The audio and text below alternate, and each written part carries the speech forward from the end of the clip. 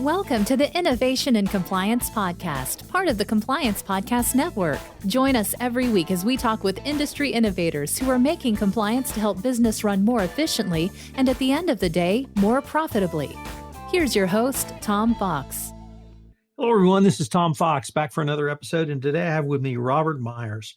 Robert is with One Identity, and we're going to take a kind of a deep dive into some compliance / data privacy / data issues that we really haven't explored enough on this podcast. So Robert, first of all, welcome and thank you for taking the time to visit with me today. Thank you very much. Could you tell us a little bit about your professional background? So I work for a company called One Identity. They provide identity security software as well as log management software. But through the years, I've done GDPR auditing. I've done training on that. I've done a lot of auditing for different privacy regulations, as well as setting up companies to be able to support them. Heavy in education and healthcare. So most of my audience has a multinational component. So they work for companies that have business outside the United States, and that means largely Europe. So they are very interested in GDPR, but they're also interested in, obviously, the California Privacy Rights Act and where all this may be going for the U.S. corporate practitioner. So I was wondering if I might start with asking you about your role at One Identity and really expand a little bit about what Identity provides to its customer base. So there's kind of a forgotten concept. A lot of people think that privacy laws only impact and are worried about consumers. Well, what is a consumer? The fact of the matter is that for most companies, they forget about their employees because those are people too. That's going to be impacted by GDPR. That gets impacted by CCPA currently. CCRA is really moving in that direction in 2023. The idea is that I come in and I help talk about and explain where they can fit identity protections for their own employees, as well as help them with their logging systems to make sure you stop sending sensitive information into whatever log store you're using. A log is a little bit of data that gets recorded every time an application does something. The problem is that it's not uncommon to find social security numbers, personal addresses, all sorts of things that shouldn't be shared under any privacy standard, literally sitting in the logs. And people forget that those are very open. So that's a very easy area to breach. With One Identity, we help secure that. We also help with privileged access management. So I talk about privileged access management, talk about how you can only breach data that you have access to. If you don't get access to it, you can't breach it. You can't allow someone to take your credentials and steal it. So we protect you from those areas, as well as actually defining where people should have access. So when I go and talk to people, I work in a little bit different role. I work as a consultant for our partners, as well as answering questions and helping people when they have privacy or compliance questions that come to our company.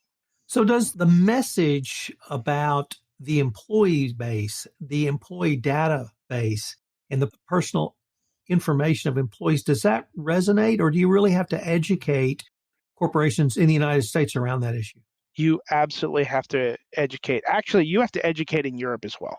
There are a lot of people who see it, but there are still companies like, I had one company tell me once, they said, well, it'd be bad optics if we were enforced against. That's like in the anti-corruption world, I often have the same conversation. What's your biggest risk? Well, it's some rogue employee will pay a bribe. I said, what's the key phrase in that? Employee. Your biggest risk are your employees. And I don't know if maybe you're right. They're just reluctant to think about their employees that way. But in my mind, it's risk management. And it's a potential risk. And then someone like you would come in from the data privacy, data protection side, assess that risk, and then propose one or more risk mitigation strategies. Would that be a fair assessment? Absolutely. The fact of the matter is people do not realize what they need to be doing until they start really actually doing it. I mean, honestly, the thing that people usually forget is that data itself should have a life cycle. So they just pile up information over and over and over. In IT, we were always taught, never delete anything. Keep copies of everything. It may be needed. that's really a bad idea. Just throwing that out there. I talk to a lot of data privacy and data protection specialists in Europe, and that is one message they say they have to continually echo to corporations, which is, first of all, data management governance, but also data discipline. And to have Yes, discipline to remove data at an appropriate time, it sounds like that's a message that you have to also reiterate often. I do. Additionally, I need to get people to understand that you're going to be under regulations in almost any industry. So everyone's thinks, oh, I'm under this, or I'm not under that, or I'm not under that. Well, you go to a teaching school that is also a medical facility. So medical facility, you have HIPAA. That's normal, right? You have FERPA for education. Oh, but I have European patients. Now I'm under GDPR. I have Brazilian patients. I'm under LGPD. And the list goes on and on and on. And people need to go back to basics and really learn that there are standard concepts behind privacy. If you follow them, you're already at the 90% mark. Beyond that, you now focus in on the actual policies, the actual government's requirements. In the other types of compliance spaces, there's always a debate on who owns compliance. Is it the business unit who owns compliance on the front line who has to implement it? Is it the compliance function? Is it maybe somewhere in between? How do you see who owns data privacy, data protection? Honestly, it has to be integrated in operations. If you're not going to be dealing with it in operations on your day-to-day basis, you're not dealing with it.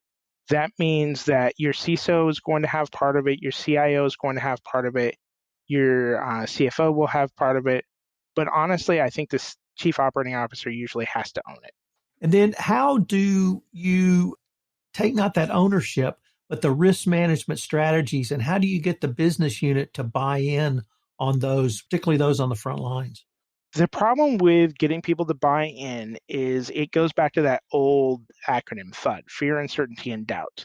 Will I be impacted by this? And to be blunt, we did a terrible job in the US for HIPAA. There have not been enough enforcement activities. I've worked in enough organizations doing auditing to say, no, you really need to be enforcing this law. And GDPR, honestly, is very, very backlogged. So people don't realize that enforcements are coming, but they don't even start happening for 90 days after they're turned in, if they get enforced at all. You have to talk about that and talk about how they're going to be ramping up. For example, CCRA, you're only getting $5 million to start that organization for enforcement, but that's going to grow. And people need to understand that will grow and that will grow rapidly because in California, this is a huge deal. It is in the rest of the world as well.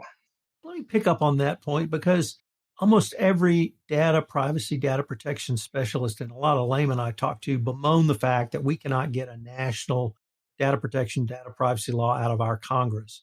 And that we certainly have California leading the way, but potentially we have multiple other state actors who may enact their own laws. And so there may be, quilt covering of laws across the country. Do you see any chance that we could get something at a national level, or is it just people like you and me and others in your profession talking about it and wishing for it? It's definitely a concern. I mean, Washington's failed to pass theirs twice. We have little pieces going here and there. The reality is, I think that California is going to lead the way. It led the way for HIPAA. Hopefully, will lead the way for data privacy in the U.S. But never forget that the FTC actually owns privacy in the U.S. and periodically does enforce, which is really kind of interesting because they're very vague on their rules, which has bit them a little bit in some of the court cases, but they actually do enforce. The problem is they only enforce like a sledgehammer. They come in and devastate a business. For example, Facebook, oh, we'd like to talk about their multi-billion-dollar fine. That is not the headline you want for your business, but that's how they work. They're very massive impact. Since the CCRA is really leading the government level discussion at the U.S., let me ask you a few questions about that. What should businesses expect to happen around data privacy between now and 2023 regarding? Well, that's an interesting one because you really are supposed to be doing a risk assessment. It's something we've never requested in the US before, and theirs are supposed to be done by the 2022. It's very different than what we're used to. it reinforces the CIS 20 or SANS 20, however you want to refer to them. They get referred to as both ways, as the minimum standard. Are you familiar with the CIS 20? I've heard of it, but that's my familiarity is listening to people like yourself tell me that. So the CIS 20 or SANS 20, you can look them up online. These are the minimum standards for security for IT in California. But they include things like multi-factor authentication, identity and access management, log management, all those things that people say, oh, we'll get to that. We'll get to that. No, those are literally requirements now. And some of those jobs for larger companies can take over a year to implement. So let me pick up on what you started with, which is a risk assessment. In almost every other compliance discipline, your compliance program starts with a risk assessment because you don't know what your risks are until you assess them and you can't move forward to manage those. Is there really just a lack of risk assessment awareness from corporate America in data privacy, data protection? So when I was going as more in the audit and consulting realm, it was not uncommon to find companies that had no risk matrix. None. When they talked risk, it was very large, overarching. No concept of let's finite define this risk versus that risk. What will be the cost to the business? That wasn't covered. When a company doesn't have a risk matrix, you have to step back and say, have they ever had an assessment? And you go out and you find companies that they talk SOC 2, they talk things like that, but they've never actually done them. I remember working for a company while it was having a JSOX assessment and supporting them through that. But it was rather interesting because even the auditors were coming in with odd requests like, I need administrative access to all your systems. Well, that's kind of going against the entire concept. you know, I literally told them, no. Yeah, that's like the auditing firm that asks for the personal identifiable details of all employees so that they can verify they work there. No. Oh, and we want to take it off site. So, No. yeah, no. Well, let me ask, are there any loopholes in the CPRA that businesses need to be aware of and going forward? So here's the thing about the CPRA. Just like the CCPA, a lot of how it's going to be enforced and a lot of the definitions have not been defined. So it's actually requires additional legislation as well as definitions and standards for enforcement to come from the Department of Justice. So it's going to be pieces that are not there that are going to catch you. Outside of that, you need to be ready for your risk assessment. If you haven't done a risk assessment, if you haven't implemented the CIS 20, that's your problem. That's where you have to start. The CIS 20 includes a lot of technologies that people do not think when they think privacy. They're thinking privacy for the consumer, but they're not realizing that access to that consumer data, a breach, is quite often internal, not external. In fact, what is it, 80% of breaches are because of somebody did it internally by having a password that they shouldn't or had hacked in, got it some way. But, well, that's what people say. But the reality is, I've been in organizations where any user can pull up an address list that had personal data. For example, I went to a company that had every employee's home address in their Active Directory. This is a problem. That's not data that anybody should be able to go. An administrator has no need of that data. That, by definition, is a breach. When you have a major virus outbreak, that's a breach. Ransomware, people don't think of as a breach. It's a breach. So will the CCPA and the CPRA be administered by the same state agency in California, or will they have different agencies? The CPRA is more replacing and editing the CCPA. It's going to be moving to a specialized organization that will only enforce it. The argument initially on the CCPA is that no one was going to be enforcing it. Now, with the CPRA, they're expanding out private right of action. That's going to get interesting and very expensive for businesses very fast. Do you anticipate there being anything along the lines of the GDPR of the data access request information or the right to be forgotten at some point? It's more the right for rectification that's going to be a big deal here. People are going to want to edit their information. Currently, for example, it's very hard to edit. I'll give a perfect example, your financial information, your history. with things like Equifax and whatnot. And I don't know about you, but I've ran into that. I've had to remove things and taken almost a year to get off things before. And all of a sudden, that's going to be a lot more stringent, something people are going to have to look into very rapidly. Where I think we're going to have some really impacts is a request for not automated processing. I want to have a human intervention. That's something the CCRA brings into the options for a lot of people. Think about getting a home loan. Yeah, can you expand that out a little bit? And what is a human intervention in this context? Well, a lot of things are completely done on the data, right? Well, what if you say the data doesn't show me? I want a human to look at the data and talk to me and say, am I going to be approved or disapproved? That changes the story a little bit, but it also puts a lot more effort into events where that's occurring. So that's going to get expensive. Now, additionally, we will see some significant impact for companies trying to be more, or where people are trying to punish companies with data access requests. We see that with GDPR every day. Right. And now that you have beyond 12-month look back, that will be rather interesting. Granted, this time they're releasing a law where they're going to plan the implementation, whereas CCPA came in and everybody said, hey, it's starting on the 1st.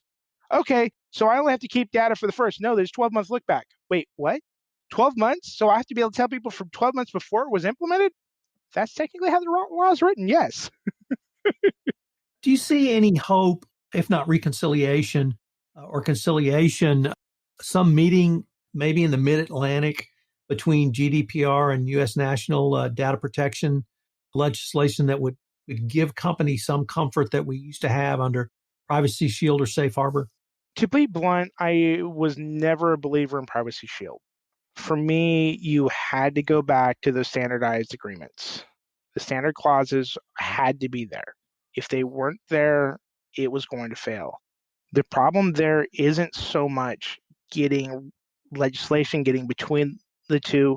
Europe is putting a stronger impact on the US for not being European than they do on themselves. So the fact of the matter is there are parts of the EU where the regulation standards that they're using to hold against the US, they would not stand up against themselves. It's rather interesting if you have a national security agency, if you have any secret anything when it comes to activity on that area where someone cannot be represented, then you will not qualify. The real question is going to be, how does GDPR impact it in the UK? Because with that split, they're no longer European. They're now the UK. So that is actually going to show us what direction we'll go in the future. If they can come to an agreement, then we can come to an agreement. Robert, unfortunately, we are near the end of our time for this episode, but I was wondering if any of our listeners wanted any additional information on any of your topics, or indeed on One Identity, where could they go? oneidentity.com or hit me up on LinkedIn. Robert, I really wanted to thank you. This has been a fascinating exploration. We went a little bit off script, but I had a lot of fun, and I certainly learned a lot. I had fun as well. Thank you, Tom. If you want to stay up to date on the latest innovations in compliance and help your business run more efficiently, subscribe to this podcast and help spread the word by leaving a review.